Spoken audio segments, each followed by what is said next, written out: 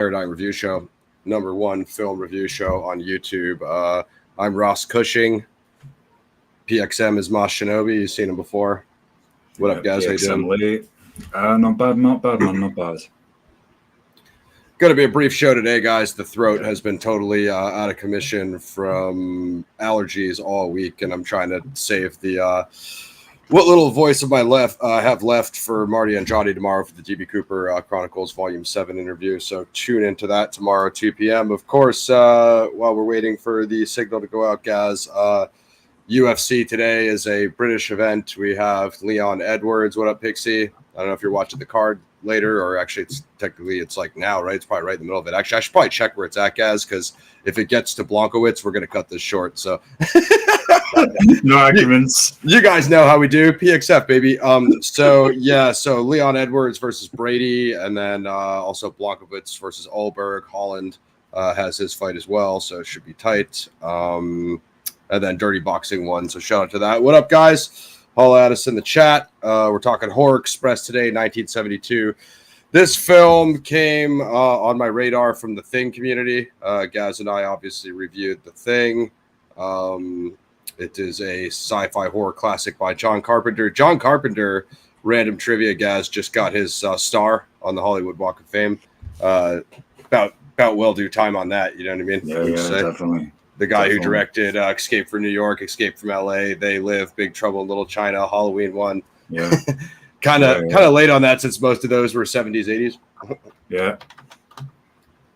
Yeah, definitely good to see him get the recognition. What up, Pixie? Thanks for coming through as always. Yes. So now we were hoping Jerome would join us, but he has to be up early tomorrow morning, and I have absolutely no idea what time that is. But he's a resident horror expert, like Lauren Lepre being a resident PXF horror expert who will be joining us. Is it April yet? I have no idea what's going on for the Roadhouse OG in May. Bong bong. What up, Dark Side? So yeah, Horror Express, guys. Peter Cushing, Christopher Lee, both absolute veteran British actors. We'll just kind of get it moving. It's rated R, 1972. While on the trans-Siberian Express, an anthropologist and his rival must contain a threat posed by the former's cargo, a prehistoric ape, which is the host for a parasitic life form. It's free to watch on Tubi, and I'll definitely get the trailer posted later on. I don't know if you got to check out the trailer, Pixie. But yeah, I think our Gaz and I's real interest was the comparison to The Thing. And it's weird, Gaz. You know, I expected a lot from an early 70s movie, but the film also takes place in 1906, right? So it's like very throwback style. I do think that both the leads are excellent actors. Actually, quite a few good actors besides Lee and Cushing. That's the thing about watching Star Wars when you're like 5, guys, like being like an American, like you've never seen like any of Cushing or really probably any of Lee's stuff at that point. So you're like, hey, these guys are really good actors, but I don't know where they came from. I haven't seen their 70 films if I'm born and, if I'm watching Star Wars in the mid 90s, so. Same. I had a little bit of a cheat code though, because they regularly show the Hammer horror movies on TV here. Yeah. There's a channel called Legends, which is where I saw this. So, like, you get to then look back and think, oh, man, like, obviously these are very established actors. Christopher Lee of Dracula fame, obviously played Sauron in the Lord of the Rings trilogy, Peter Jackson's trilogy. But, yeah, I mean, they were very good. Telly Savalas as well, of other notable classic series such as Kojak. I believe... Possibly, I don't know if there's 100 on this. I might have to Google this. Was he in some of the Clint Eastwood war movies, Kelly's Heroes, things like that? I know he's done some of them.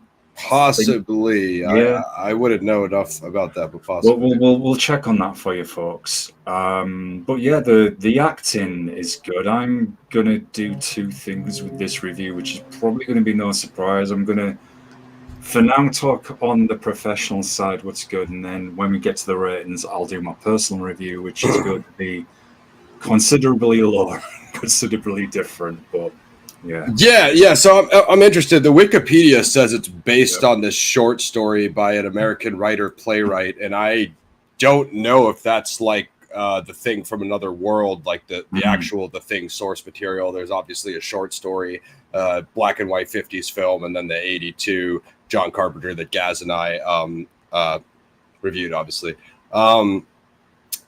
So, you know what I mean? It's tough because the acting's good, the story's good. I think the real problem is like the pacing, and the camera quality is so bad that you literally can't see anything. So when the primate is doing those kills, it's basically a outline of a shadow, and the resolution is so bad you really can't see anything. I think Gaz and I rail against like remakes and unnecessary remakes. Like, I think actually Horror Express is something that could lean itself to being a sick modern remake with, you know, HD camera, obviously, much better special effects. Maybe even people would say it's biting off of The Thing, but I don't think it's terrible to use like a little bit of The Thing influence, Gaza. You could speak on your opinion, you know. It's going to be unavoidable. Normally, I'm with you, man. As you know, I mean, on the whole remake thing, I mean, hell, we could do another show on that in itself. But in this instance, I think yes. Because one, as you said, it would improve the camera work for one, do the creature more justice. For 100%. It does drop off halfway through, which we'll get to, where you kind of fall asleep, to be honest. So yeah, I mean, I could see an argument where someone could say it's bite off The Thing, but it's kind of unavoidable. It is, spoiler alert, an ancient alien form of energy from another galaxy that has been here since like before even humans were walking on millions of years. So, and that's revealed through the film, where it's literally seen the history of the planet. It even actually has a line like that in the final act, where this guy's, one of the actors, as we'll talk about, is blatantly based on Rasputin, the Mad Monk. It's definite nod to him. So that is unavoidable. I mean, even in the opening, Ross, where Christopher Lee is doing narration on the expedition they have in 1906 to those mountains in China, to find the frozen, I guess, humanoid, which we find out is like half primate, half human. So there is obviously that natural comparison with The Thing, so that is going to be unavoidable. But I think a remake could definitely do this some more justice for sure. Yeah, I think if you had like a grindhouse director like Rodriguez or a Zombie that could really make it a hard R, and the only thing really missing, like the pacing is way off, and the paranoia from The Thing of not knowing which character is the Thing on the outpost. Needed a stronger dose of that in this movie, because obviously the hairy hand is the giveaway. Like, they could definitely do. We'll get into it. So obviously, Christopher Lee's character. Actually, I thought that was the stronger points was when he was narrating and stuff like that. He plays Prof. Sir Alexander Saxton. There you go. He does that, and then they kind of they move it to the dock, and there's kind of like whatever those like Chinese thief guys that are kind of like casing the case to try to break it open, and they all kind of have theories of what's in the box. They think it's like gold or valuables or and so ultimately, when that dude expires from trying to break into the first one, his eyes go white, and that's the giveaway that anyone the creature kills.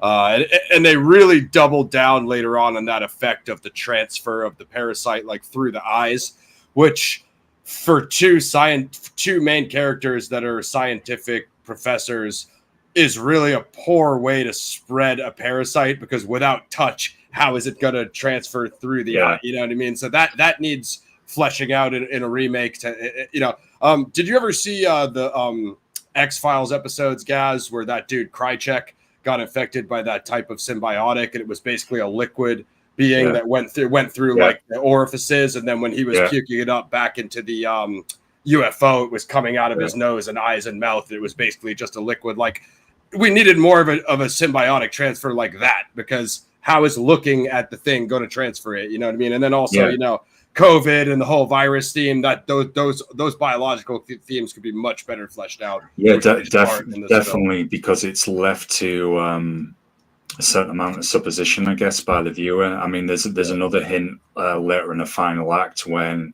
it's suggestion that this creature or form of energy has some mind powers where it reanimates Telly Savalas's character and the soldiers he has, And so it's kind of like, I guess, a very old school Train to Busan in that sense. Yep, 100%. Where they reanimated, which I think that director, get him, could do a good Oh, job. genius.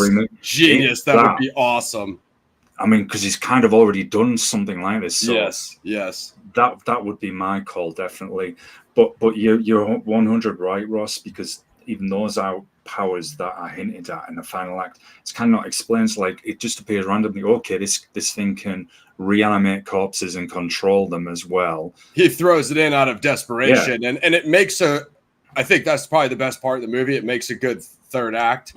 But I'm gonna try Pixie. I'm moving, so it's gonna be tough. I'm not even sure if I'm gonna have internet, but I'm gonna try to just fire up the laptop, and we'll just probably get it done mobile. But we're gonna try our best. We're gonna try. We're not saying it's postponed yet. We're gonna try our best. If worst case scenario happens, Pixie, and we do have to reschedule it, I will strangle Ross, and I will use all of my Celtic sorcery to really strong arm him into his Invasion USA, because it's one of the best movies that's ever been made. So don't worry.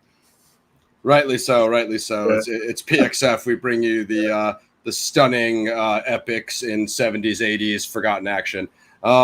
So yeah, like as Gaz said, the zombification, like super move, like it definitely makes the best chapter in the film, but also it also begs the question of, when you just do that right away, if you wanted to get so it's a major plot loophole. Major plot loophole. If you could just rip it off the rip, or I don't know if they need to be pre-infected. As Gaz said, they didn't really explain it, but I mean, I like the way they set it up, Ross, with that little bit of mystery where you've got the crate in the train station right in the opening, just after the expedition, and there's a local thief wanders up, distracts the guard. Guard goes away, looks in the crate, you see his body, and then that's explained how this parasite then gets the powers to pick the lock to get out the crate. And if you don't notice that, you're going to think, hang on a minute, this thing has been there for 2 million years and it can pick a lock, no problem. So if literally you've got to see that, or you'll be like, no, that was good. So there is a lot of good setups, but as you said, the problem is the pacing, some of it's not flushed out. It's literally left to your interpretation in parts. 100%. There's somewhat of an explanation in the final act, which was interesting. That made me eager. I thought, oh man, I want to know more here. And then, of course, the film ends not long after. Cuts it right off. Classic 70s you feel horror. It's a waste. You feel, man, that had something there and it was wasted. Yeah, and then it's never revisited again from 72 or even whatever that source material story is. I think there's two films here, as Gaz was saying. There's like a grimy, reanimated primate slasher where he goes around the train. But for the first half, he should be dusting people, super gory, and then the second half, more like The Thing, the infection of the parasite. Which character is it in? And then, as Gaz just said, he absorbs their knowledge through the victim that he infects, and then Gaz says in the first case it's a thief, so he gets the lock picking skills, and then later on there's more aspirations to which character has the highest scientific knowledge that the parasite will need to this is very like what's his name that's locked in the shack outside in the outpost in The Thing, and how he's building that mini UFO in the basement. It's trying to recreate a new vehicle to get back to its home world. Ultimately, again, like Gaz said, the theme never goes anywhere, but that's the insinuation of the hint of the motive. The motive. There's a lot of promise with the right director, and this is going to be one of the rare occasions, as Ross said. We both alluded to that. With the right director, this could be updated and done very well. You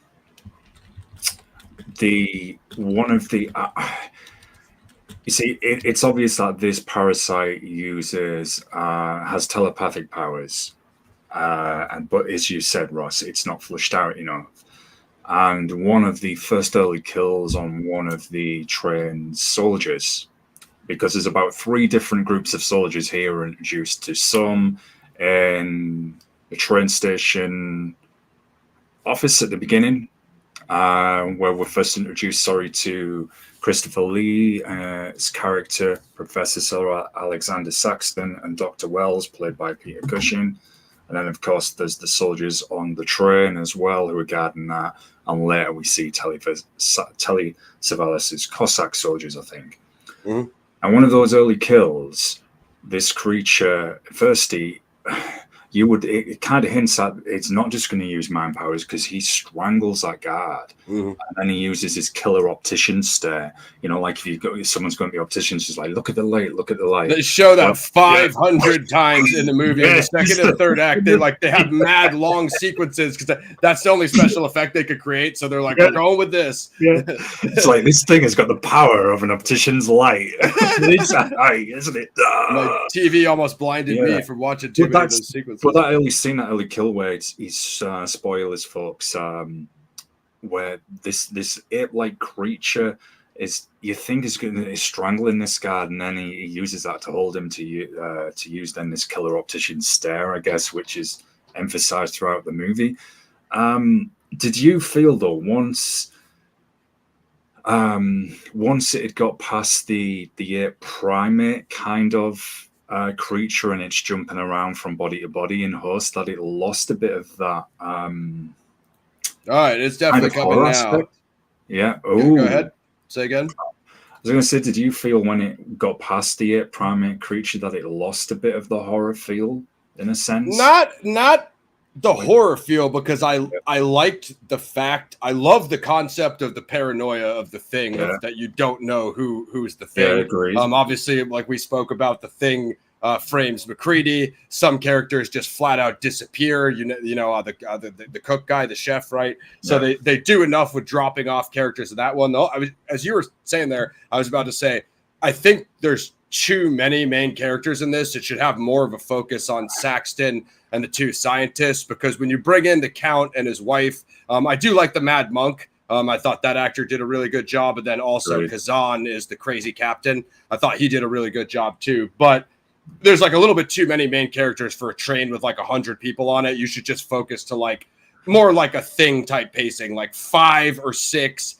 guys. The whole detective stuff of trying to deter, you can obviously see that Saxton has the best understanding of the parasite's capability. Even going back to just, I answered your question, but briefly, when they're about to unchain it, and it's like Saxton saying like, absolutely not. It's just, it's two things. It's like, I like the way they make it almost like he's the villain, but he's the one trying to stop them from opening the thing, because he knows it will be a consequence. Even just primitive science of the time, he knows whatever it is not going to be good, right? And of course, no one's listening to the scientist who found the specimen, right? So that's like a very Thing-esque theme, I would say. Definitely. I definitely felt the Count and Countess was too much of like a side filler story that distracted from the main plot. There's a bit of that with the thief, who is killed by the creature. I think that's a character, Helga. I'm going to butcher the name as usual, but they're all Russian guys. We're a couple of Westerners here. Yeah, Helga Lini or Helga Linus, I think it is, something like that. Yeah. We're introduced to her quite early with when she goes in the carriage that's occupied by Dr. Wells and Professor Alexander Saxton.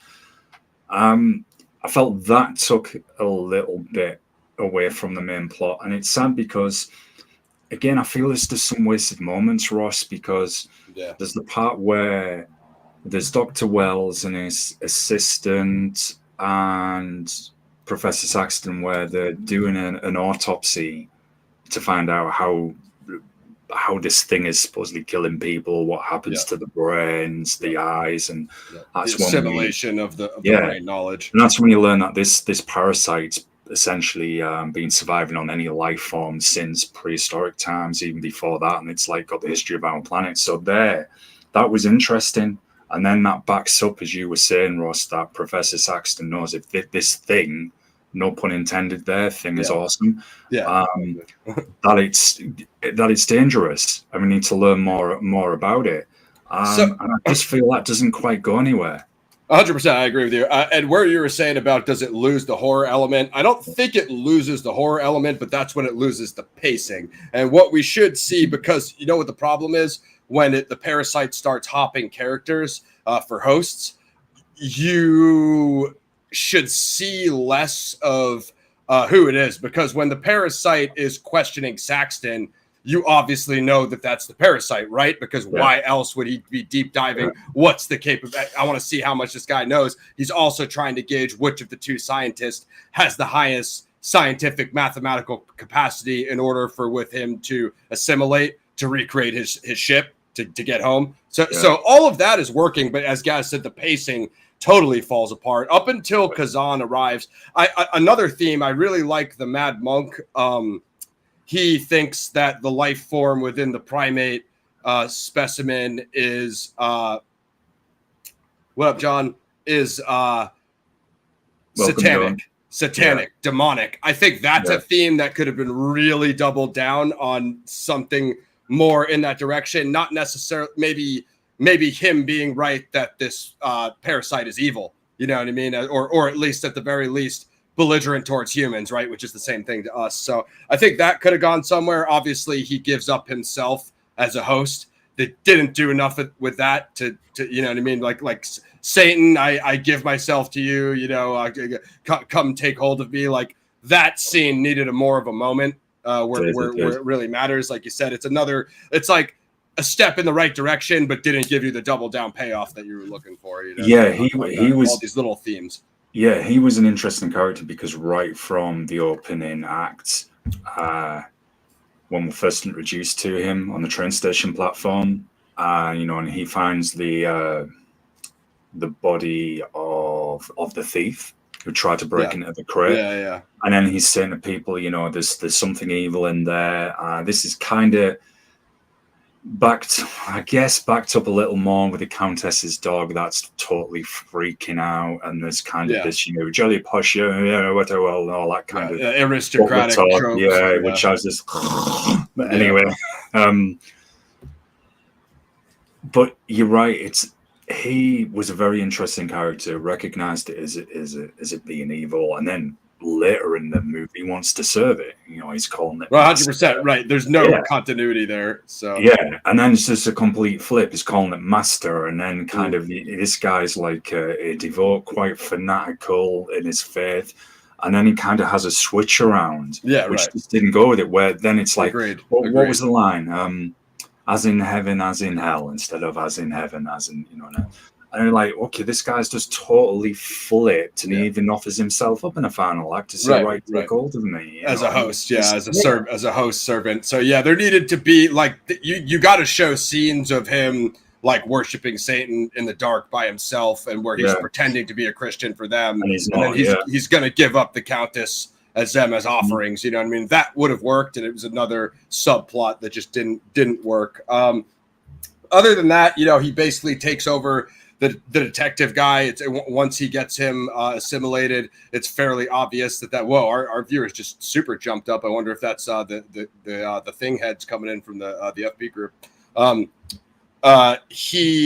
It's fairly obvious because it shows you the hairy hand of the primate in his pocket, and it just shows that too many times. What I would say, Gaz, is because they did the optical transfer, as you said, as far as the life form assimilating, what you need more is what they said about the thing. And I don't know if Carpenter has ever flat out say this, but like a glint in the eyes of which one is assimilated. You needed a much more subtle reference that he's the parasitic one, because like Gaz said, in Act 2, you could have really ratcheted up the paranoia between Saxton, the other scientist, and the detective. Which one of them, the three, is infected, and you could kind of have them all kind of not necessarily pointing the finger at each other, but assuming that each other. So Dr. Wells, and then that was obviously Father Pujardov. Captain Kassan, I think he was kind of the best new character when he came in. Isabella's character, So you know what I mean, because he was obviously the overly aggressive Russian military captain. So he kind of whips the monk there in kind of the climactic scene. where the seams start breaking there. It was kind of my pick, Cloud, just because we covered The Thing, and like the Thing community is like big into these types of movies where you have this kind of assimilation, parasitic life form, which is essentially the same theme from The Thing to a degree.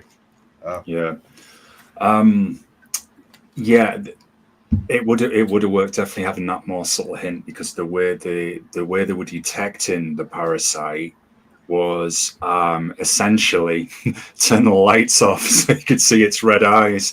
They do like a close up with a magnifying glass, I think it is, on people's eyes, and the inspector is the last one to receive that, and he passes that until they turn the lights off, and of course then it's exposed. That's how you can see the red eyes. But 100%, it would have been nice if there was something like a subtle glint where maybe the viewer, it got us guessing, breaking a fourth wall to a degree, with thinking, right, is this thing in this guy or girl? right? But the other actors aren't quite aware of that, so they amp up the paranoia. Perhaps Professor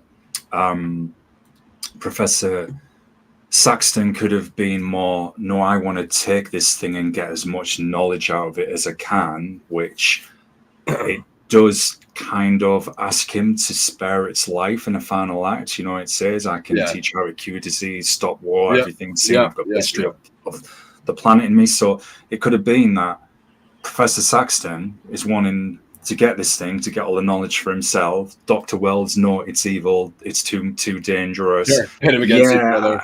Yeah, I know this has been used in a lot of films, but that would have been a way that could have amped up that paranoia, had the factions then in rivaling each other, because they've obviously got those different goals.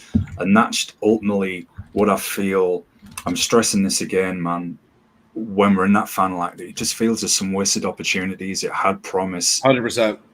Yeah, because I like that whole thing of making him the offer and kind of join the evil.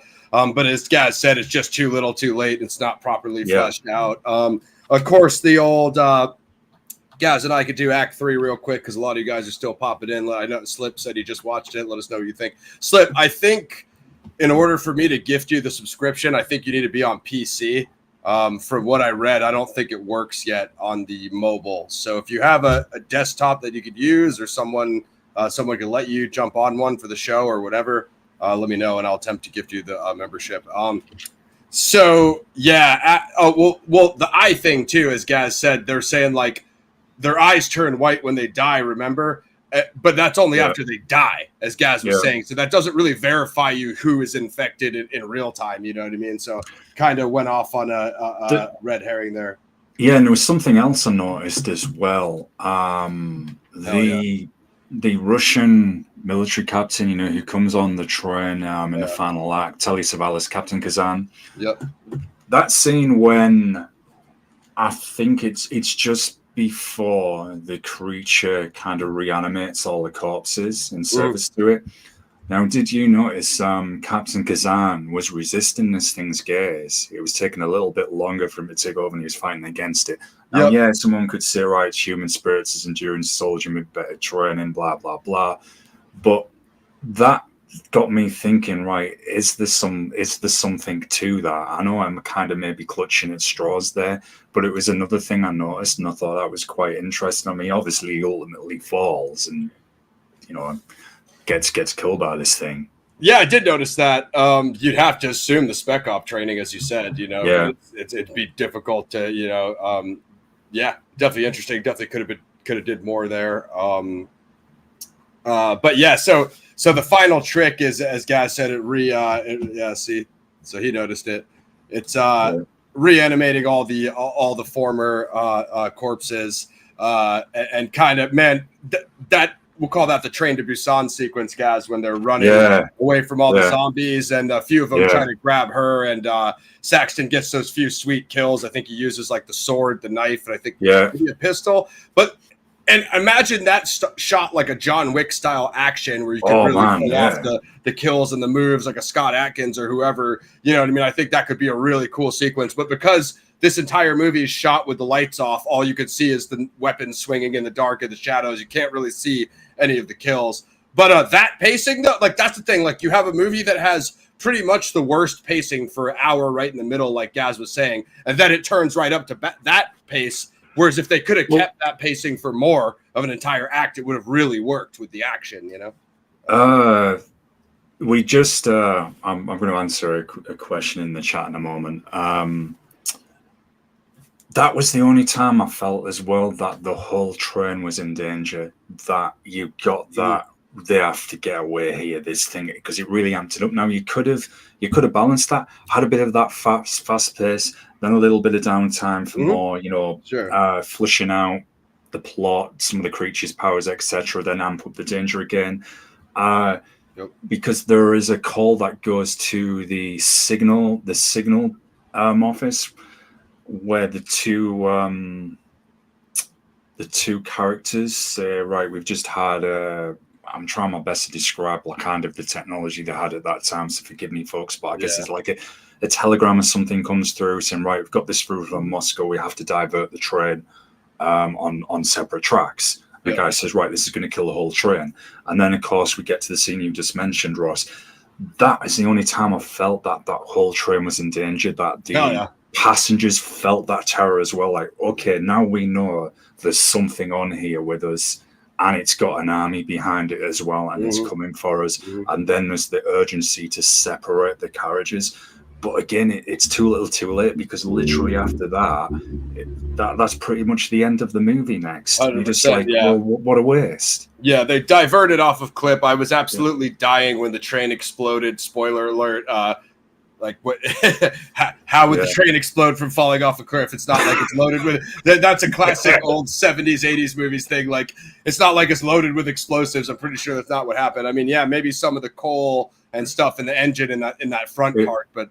Do you think it could have been mental frustration at the time with that actor doing such a good job as the Rasputin kind of mad monk priest? And he's thinking, man, we needed more time. I really could have. Well, when they zoomed up on the flaming carriages, I really expected to see like the melting life form, like a bit like V for Vendetta when they set that building on fire and he was just like formless and it was like in flames. Like, because I was like, if it survived 2.3 million years, they have it. Even when they shot the primate, it just moved from one body to another early on in Act 1. Would the exploding fire from the train even kill it? And again, there's so much little backstory and detail given that they never they kind of hint at it by the zoom in, but they don't go anywhere with it. Well, that's the thing, Ross, because it's been around for 2.5 million years, I think they said it was. So it's been here for a long time, and it's survived in fish and everything. There's even a scene where Peter Cushing's got some dinner coming to him, and you see this fish on like this posh, swanky serving plate, and the white eye, and Cushing comments on that. Yeah. So, and you know, and later this creature, and when it's taken over, let's get the name of the character. Forgive the pronunciation here, folks. Father Pajudov, played by Alberto de Mendoza. You know, the creature even says, look, I've been surviving in fish and everything. So you've got that link up. So yeah, definitely you would think, well, if it survived that long, wouldn't this just maybe have pushed it out of the body, and then it would try and I really am kind of comparing it to the thing here, you know, when it's out of the body and then it in its form and it goes for a new host. Well, this thing would be in energy, wouldn't it? And it would find something that it could survive in. I would imagine it'd be pretty hard to kill. I mean, it even says, spoiler alert, it was one of many that came here, and it was left behind, and its whole goal is to try and get off the planet to go back to where it comes from. It's even questioning various characters on, well, so you're an engineer, can you construct this? What would it take to get you there? That's one of the best parts. Yeah, and you just feel, man, this had promise. So, yeah, I'm with you, man. Usually we're against remakes and things, but this is a story. I think it needs it good enough to be redone with a hard R, with hard sci-fi elements, with I mean, maybe not a Carpenter, but like Gaz said, the Train to Busan guy, a Grindhouse guy, Rodriguez, a zombie, somebody that would give it the hard R violence, you know what I mean? And then can hit the scientific science fiction themes as well. Because let's say the train crashes, it's still Siberia, right, Gaz? So if the burning corpse goes out and freezes, it can stay in the body frozen, like how it was found, how it was found, at the beginning of the movie. Yeah. So you know what I mean? It's amazing with like an industry reaching crazy for sequels that this hasn't come up yet. Although the fact that I just said that on air, someone will probably make a mental note of that now. Not a secret. We won't get credited for it. Yeah, we'll have to see what other reviews are on YouTube if anybody else said that. Yeah. I mean, you guys don't seem too crazy. Get your rating going, Slippy. Let's see. Should have shot him with mine in a minute. You guys can watch it free on YouTube. It's got a 6.5 out of 10, over 13,500 votes on IMDb. I'm just gonna, despite everything I said, I still gave it a 7 just because the thing, the closeness to the thing, and like I thought those 4 main actors were really good. Again, story needs work, pacing is way off, directing is 1972, and probably one of the worst cameras we've watched. Well, can I be the miserable one as usual then? So I'm going to be diplomatic. So I'll do the professional rating first. Acting, definitely. Professor Saxton, Dr. Wells, Father Pujardov, Captain Kazan, Mirov was badass. Kazan, Inspector Mirov, all good characters, you know, all of those great characters. Even Dr. Wells' assistant as well was pretty good, and she had a minor part. So that all good. So 7 on that side. Everything outside potential with the story to be flushed out, 6 and 7. However, we come to my personal rating for watching it to as a film, as a complete film, a complete film. It is essentially an ancient scruffy alien running around on a train, killing posh people, jumping from body to body. That's it. 3 out of 10. It's but don't bother. Needed more action, needed hard R violence, needed better quality. Again, it's tough because it's shot in 71, 72 and takes place in 1906, so it's very throwback, you know. I mean, but go ahead. If this was redone, though, as we said, with it a little flushed out more, and put those danger scenes like what you get on Train to Busan, but still emphasize on the story, not just all outright kind of like zombie run-a-thon through a train, which I'm not knocking with Train to Busan. Then yes, it could be good. But on a personal perspective, and me being about as diplomatic as a brick, I guess, I'm 3 out of 10 on this one, I'm afraid. Snowpiercer, have you seen Snowpiercer? I haven't, but it's on my to watch list. It's sick. It's got a good concept. I think you would like it. I think it's Chris Evans' probably best movie. Like Gaz said, if you took the Snowpiercer influence, took the Train to Busan influence, you took the Thing influence, I think you could really nail it. You know, with a sick sci-fi. Even Neil Blomkamp, he's supposed to be doing the new Starship Troopers, and a genius level sci-fi director.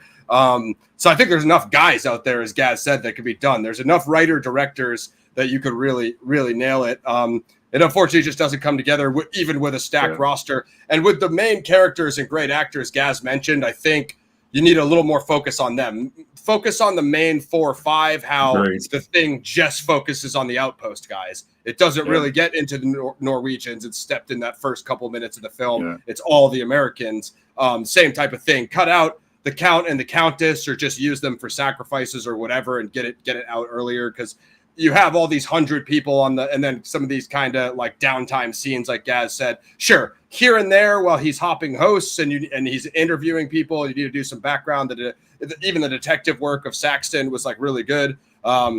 But yeah, it's like a mixture of a detective noir lost in a sci-fi, lost in a parasitic, it's just like, a bit lost, isn't it?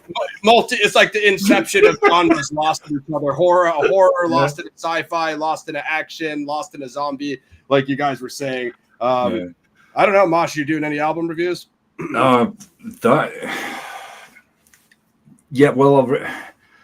No, man, not for a while. I've kind of moved. I'm more in helping Ross with PXF. We do have plans for more Shinobi and PXM, and we do put content on there when we're doing some like martial arts action crossover.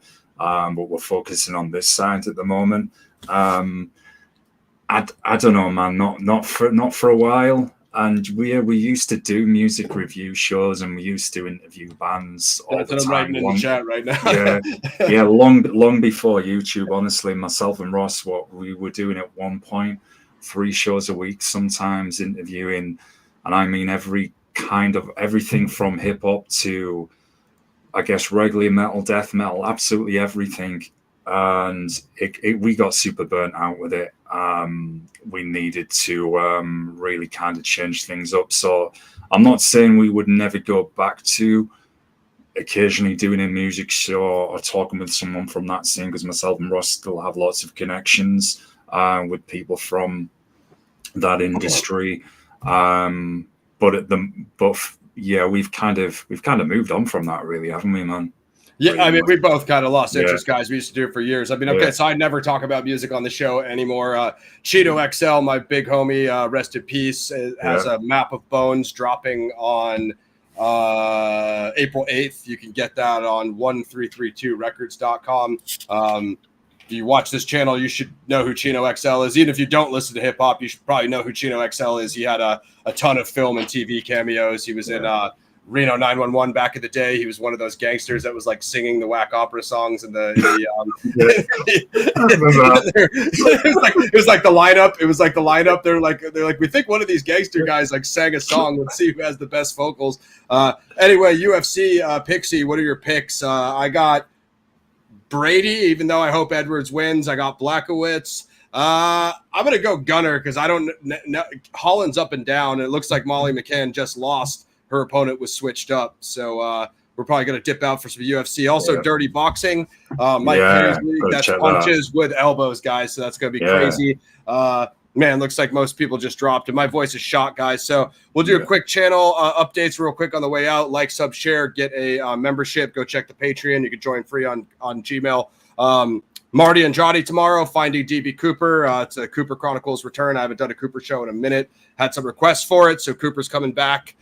Check me out on Zodiac Speaking Podcast, a new episode about Gaviota Beach murders, Dominguez Edwards and Ray Davis. And I also did Mysteries with Mr. Belgique. So check out that panel. Mosh, what's your movie pick? I mean, I think they're all saying Invasion USA next week. Yeah, for sure. I'll be posting. I think we have most of the schedule for April. We can leak for you guys. I think me and Gaz both have a mixture of picks on there. Let's see what we got. Horror Express is done. Maybe it's on. Is it not on here? PXF is the most professional show. Oh, it is. Right. It amazes me just how more professional we get every week. Man. Every episode, it's just instantly like, dude, the technology is just going up and up and up. It's crazy. I think we have. Yes, we do. High Plains Drifter, April 5th.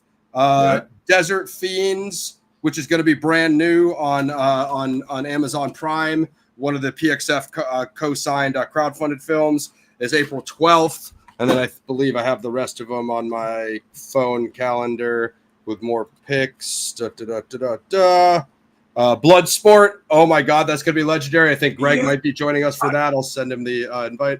Yeah, and I do have an idea related to that, which I think would be awesome. It would tie in, but I'll quickly mention that when we're done.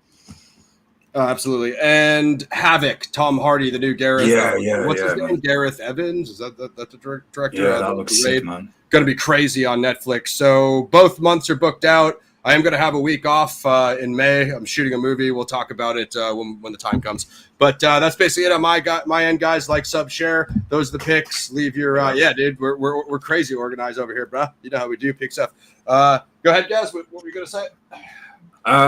Also, we're trying to work on getting a source to watch that new Tony Jaa movie, and Red Cloud just put an interesting one: Bloodsport versus Kickboxer. Yeah, because there is the new Kickboxer movie coming, so definitely that's something to look at.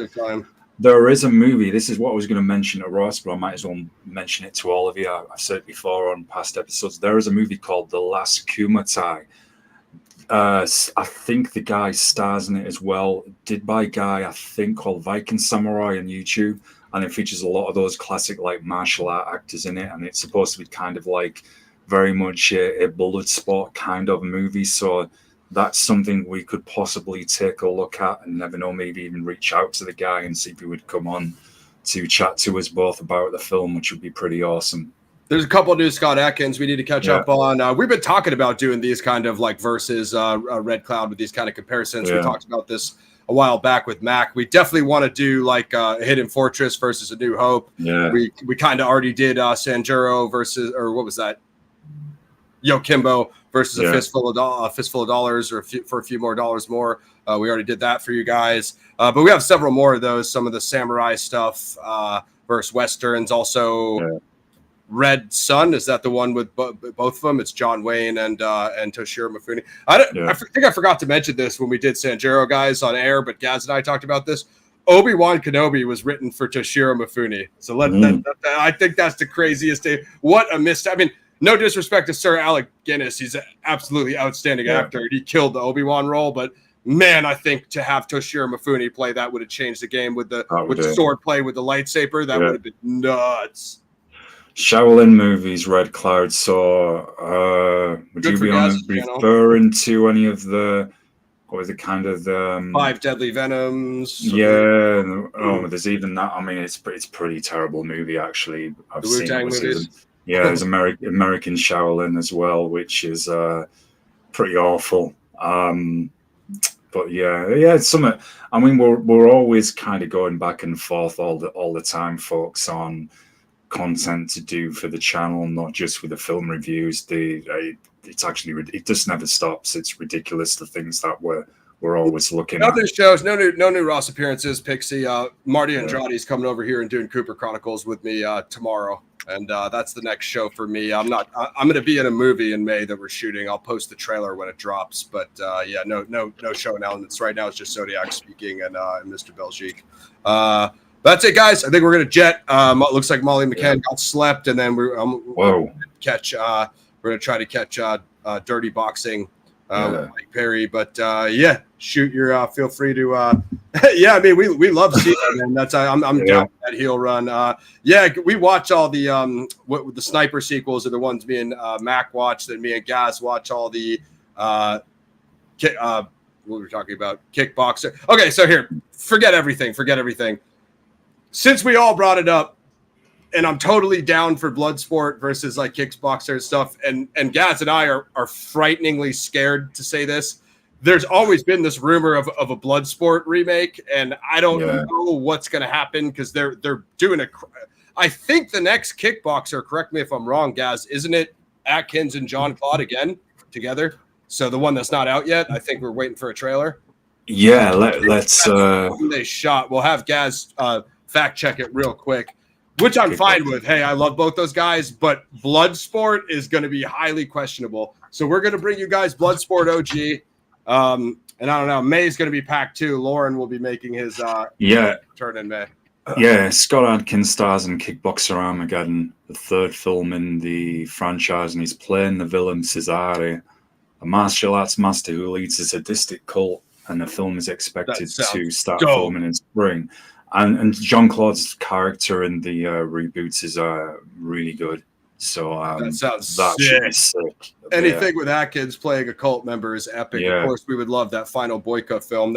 He floated crowdfunding it on Twitter. He's like, if any of you guys would throw down, that would make up for the fact of everyone booting every single film. And I was like, I'm pretty sure I DM'd him. I was like, take my money, Scott. But it was with 5,000 other fanboy DMs that he didn't see. I mean, this is what we're worried about, Pixie. There's always a rumor of a Bloodsport remake. Don't worry, Gaz and I are hiding from it like freaking the plague. So we'll never speak of it here. But we'll definitely do the kick. I was telling Gaz when he's done Best of the Best and American Ninja. Wait, what? You're finishing American Ninja? Yeah, I've got American Ninja 4 and 5, and I know people have been asking for months what's going on. Believe me, I'm focusing on PXM, which is. I'm just focusing on helping Ross at the moment. I've got a lot of things going on, folks, and that's all I can say at the moment. But myself and Ross haven't forgotten about the Mosh Shinobi channel. We still will put things on there at a time, and we do have plans with it. So it will appear. Best of the Best series is something me and Ross wanted to take a look at as well, and then that would set us up for the other films that Ross just mentioned. Yeah, I was thinking when Gaz finishes American Ninja, him and I could do Best for the Best, and then we could do the Kickboxers. Gaz also floated doing the Ninja movies with Atkins, which, I think we're all kind of waiting for part 3. But I think it's the same situation of like the Atkins fan base, and I hate to say you guys because I wouldn't want to include PXF, but on the whole, like they don't really support like the Boykas and the Ninjas, and that's why a third one can't. Like people think like, oh, I love Atkins, I bootleg all his movies, and then they wonder why they can't make Ninja 3 because they can't put up the budget, guys. It's not rocket scientists. So me and Gaz, we've actually rented a lot of the Atkins off YouTube. It's like a few bucks, guys. And the same if they appear at the theater, a lot of them they'll only get a 1 week run or one night only. If you can. It's really worth going to see. I mean, it's worth it going to see on a big screen anyway, but it does help support them as well. And then there's a chance that they might get a longer run in the future. Yeah. For example, something me and Ross have been doing recently is seeing a lot of the classic action movies on the big screen for the first time. I mean, that's such an awesome experience in itself. So if you can, you see an Atkins movie does get released at your theater, and if you can get down there one night only, it does helps put them more in the limelight. So yeah, 100 or rent it if you can as well. Kung Fu Carradine. Yeah, I love Carradine. Yeah. All right, guys. So my voice is shot. I got to save it for tomorrow. Horror Express 1972. We're going to go watch UFC, maybe a little dirty boxing. Like, sub, share, click the membership on YouTube. Head over to the Patreon. You can join free with your Gmail. I do have a lot of things coming on all fronts, but kind of just mentioned.